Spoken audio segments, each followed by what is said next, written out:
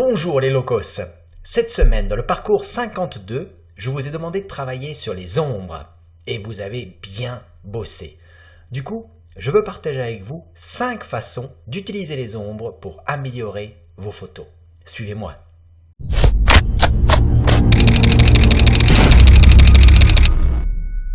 Bonjour, je suis Blaise Fiedler de Photoloco et cette semaine, il y a une actualité brûlante.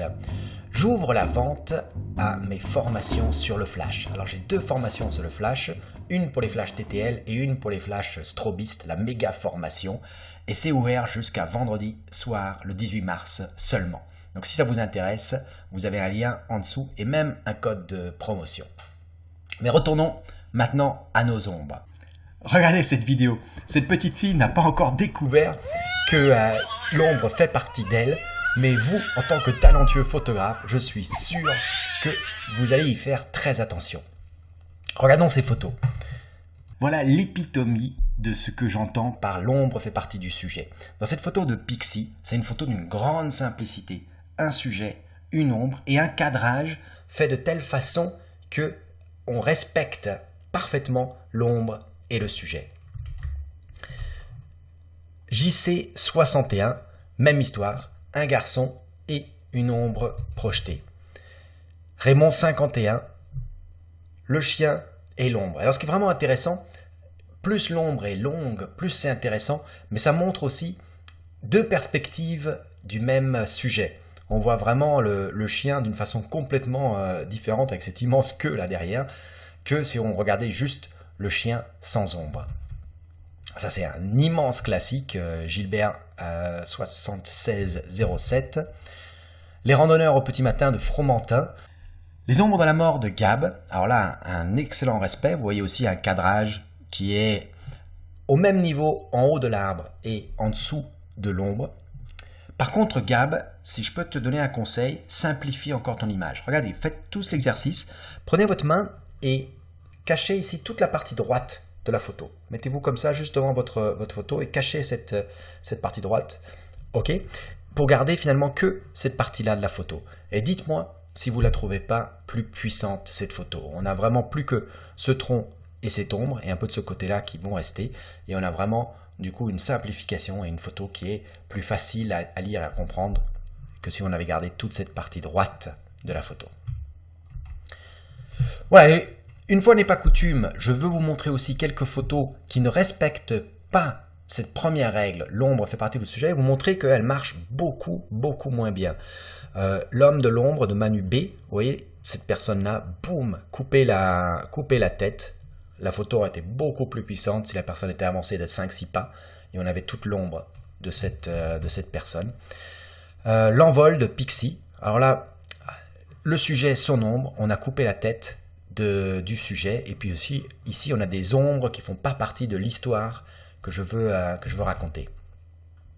Danseuse d'Angèle 84, ça marche pas non plus, on a coupé ici l'ombre trop proche, la main d'une danseuse, c'est quelque chose d'essentiel, et puis on a une sorte d'invitation à découvrir la danseuse. Je pense que la photo a été très puissante avec le profil de la danseuse et son ombre, et ici on rate cette opportunité.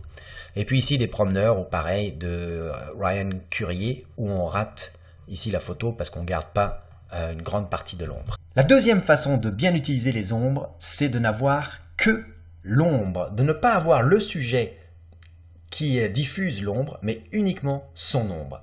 Regardez la photo intitulée Silhouette de Olivier Roch, qui est magnifique. On a ce superbe escalier et on a ici cette ombre de la personne qui est en train de regarder l'escalier, mais on ne voit pas cette personne-là. Et pourtant, comme c'est un des éléments les plus lumineux de l'image, évidemment, l'œil est immédiatement attiré vers là, et cette ombre complète la photo. Le fait de projeter une ombre, regardez, Louis Siffert, l'ombre de ce chien et cet éclairage mystérieux de l'arbre, eh bien, ça invite votre lecteur, celui qui admire votre photo, à l'extérieur du cadre de la photo. Et ça, c'est génial. Ça, c'est génial parce que du coup, il n'est pas seulement cantonné à ces 4 murs qui sont là, mais il va explorer un cadre beaucoup plus loin et vous l'amener sur des choses qui ne sont pas là, mais qui sont projetées dans votre photo. Chasseur de lune de Fredo, roi du vélo, où là, pareil, on ne voit pas le photographe, mais par contre, on comprend qu'il y a là un photographe en train de travailler. Machine à ombre de Thierry, je trouve qu'elle est très puissante. On a vraiment quelque chose de très simple, très épuré, avec des formes très simples.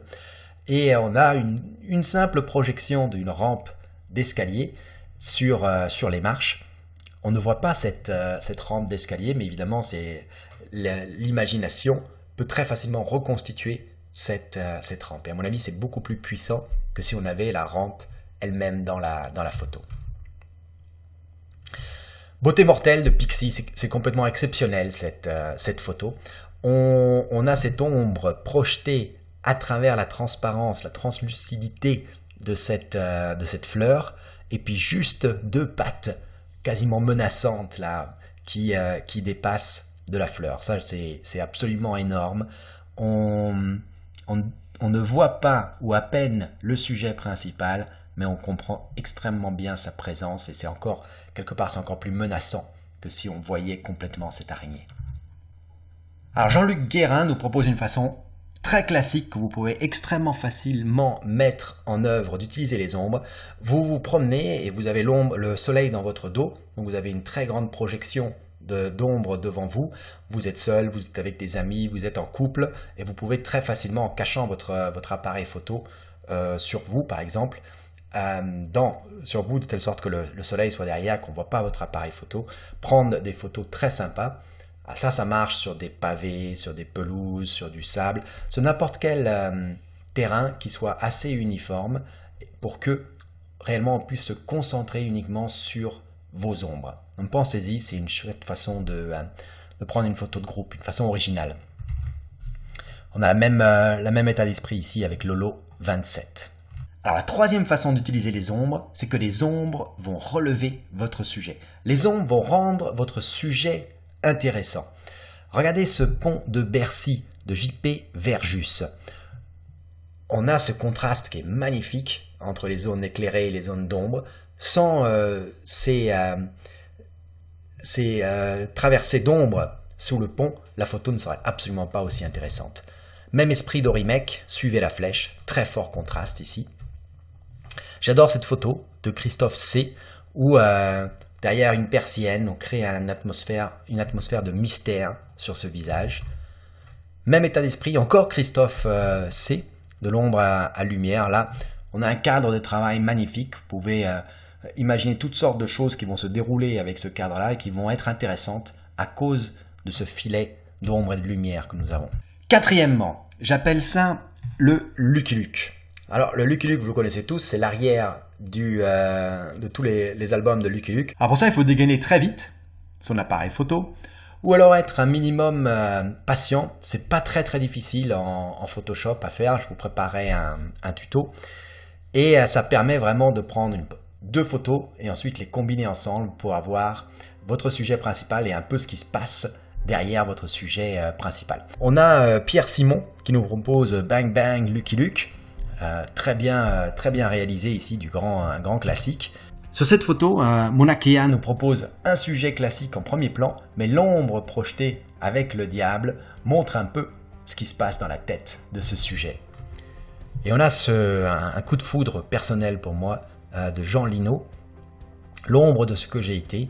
C'est magnifique, où on voit cette rose morte, mais l'ombre, elle, projette une rose en pleine forme.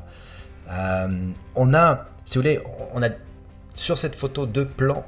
En plus, non seulement ce talent, cette histoire qui est parfaitement bien racontée, mais en plus Jean Lino a créé un découpage pour faire en plus cette ombre et lumière de fenêtre. Donc on a, si vous voulez, la recommandation l'ombre pour relever la photo et la recommandation Lucky Luke qui marche ici de façon extraordinaire avec une belle histoire, extrêmement figuratif. Vraiment, bravo Jean Lino pour ta photo qui pour moi est superbe. Et cinquièmement, vous pouvez utiliser les ombres pour interagir avec le sujet. Les ombres deviennent réalité. Regardez cette photo de Guillaume, The Dark Knight, où Guillaume découvre le côté obscur d'Internet. Et là, superbe réalisation. Alors là, vous pouvez faire ça directement à la prise de vue, juste avec un flash en projetant devant un obstacle, quelque chose de découpé, et ainsi créer votre propre ombre derrière. On a Marie Kane, Rêve hanté, superbe réalisation là, mystérieuse et angoissante. Et alors là, on est dans un vrai humour que j'adore de la part de Chris38. Regardez un peu l'expression du sujet, hein, vraiment une réalisation parfaite, humoristique, qui illustre très très bien ce concept d'utiliser les ombres pour créer la réalité. Voilà, donc c'est la fin de mon débriefing sur le parcours 52 sur les ombres. Cette semaine, on vote sur les portraits environnementaux, 166 photos ouvertes à votre appréciation. Et dès maintenant, vous pouvez soumettre vos photos sur les reflets. Les reflets, c'est pas les ombres, hein. Je pense qu'on aura aussi des choses excellentes dans ce concours. Et je vous rappelle que jusqu'à vendredi, mes 2 formations sur les flashs sont ouvertes à la vente sur Photomojo. Le lien est en dessous. Si tout ça, ça vous plaît, venez nous rejoindre sur Photoloco. Venez participer au parcours 52. C'est la meilleure façon de devenir un meilleur photographe. Je suis Blaise Fiedler. Merci beaucoup de m'avoir écouté jusqu'à la fin et je vous dis à bientôt. Je suis intimement convaincu que l'utilisation de petits flashs manuels que vous pouvez placer n'importe où dans le cadre de votre photo, déclenchée par radio à partir de votre appareil photo avec les techniques studio de rue, techniques strobistes, c'est la façon la plus rapide, la plus efficace d'évoluer dans votre photographie.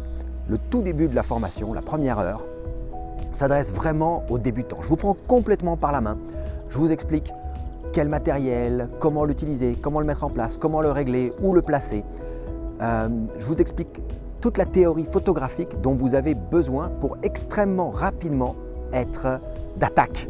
Ces débutants, on va les amener très rapidement à un niveau d'initié et ensuite tous ensemble, j'ai envie qu'on progresse vers vraiment une expertise du studio de rue, du strobiste, de l'utilisation des flashs manuels en déporté.